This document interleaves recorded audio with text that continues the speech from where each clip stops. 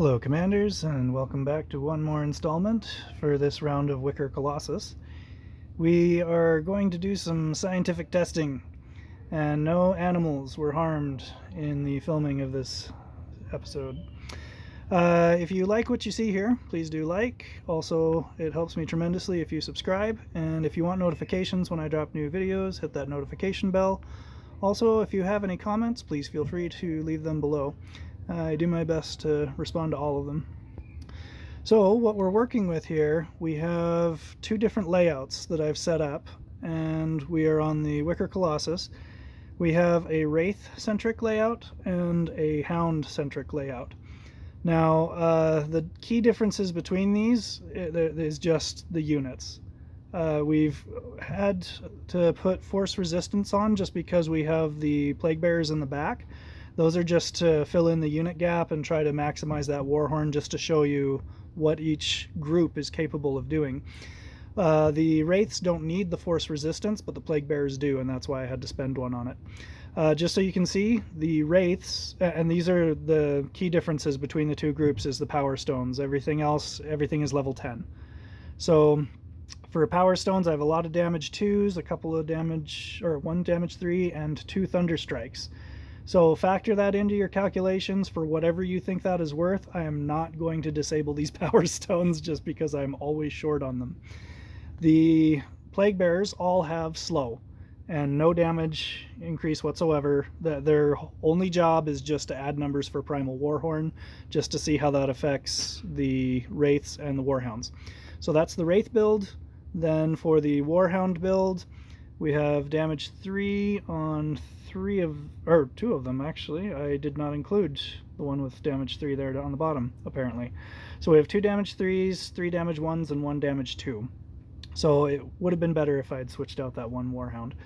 Anyway, the Dire Wolves are there to give you that buff, and the reason that I've had 6 Warhounds and 2 Dire Wolves is just to give you that same 8-point budget, because that's what we're aiming for, to see if you spend the same amount of army points on Wraiths versus Warhounds, you kind of have to throw in those Dire Wolves to get the full effect.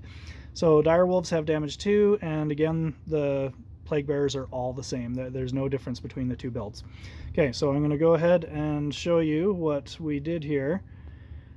We have 2 videos. This first one is the Warhounds. So again, that force resist, you kind of need it for the Warhounds. The Dire Wolves don't get affected by it much, but they still do. They have much more mass, but we had to put it on both just so that it didn't fling Plague Bearers up and interfere with the damage count. Okay, now it takes a long time for the Plague Bearers to get up there. They really do not factor into this calculation hardly at all, and if they do, it's about the same per battle. So we don't have to worry too much about it. So 4, 3, 2, 1, we're about 1.9, just barely 2 mil. If it had gone a fraction of a second more, we would have hit 2 million. Okay, let's see how the Wraiths do. 8 groups of Wraiths, and again, you do whatever factors you want to calculate in for those power stones. Okay, so here go the Wraiths. Same amount of time on the clock, same Plague Bearers in the back, same Primal Warhorn. I think there's maybe just like a 4 to 8 unit difference in terms of the Primal Warhorn, because you have 14 units in, or 14 dogs in each Warhound and 10 Wraiths in each Wraith group. Okay, here we go. 3, 2, 1, 1.78 million. So there you go. The science has spoken. Not a perfect experiment. I understand the Power Stones did have some sway in there. But I just wanted to show everybody, just so that we could finally put this question to rest about what you should be putting in your army. It seems like Warhounds clearly take the lead. So thank you for watching. We'll have more videos coming up soon. Please do like and subscribe, and we will see you then.